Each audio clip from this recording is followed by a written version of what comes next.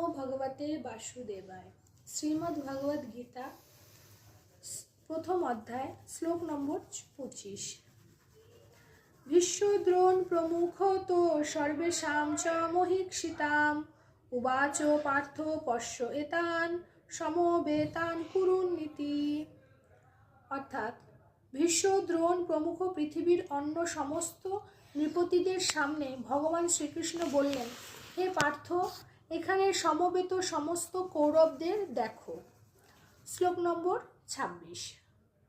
তত্র অপশ্যাৎ স্থিতান পার্থ পিতৃন অথ পিতামহান আচার্যান মাতুলান ভ্রাতৃন পুত্রান পৌত্রান সখীন তথা শ্বশুরান সুহৃদ চ এব সেনয় উভয়োরপি। অর্থাৎ অর্জুন উভয় পক্ষের সেনাদের মধ্যে পিতৃব্য, পিতামহ, আচার্য, মাতুল, ভ্রাতা, পুত্র, পৌত্র, শ্বশুর, মিত্র ও শুভাকাঙ্ক্ষীদের উপস্থিতি দেখতে পেলেন।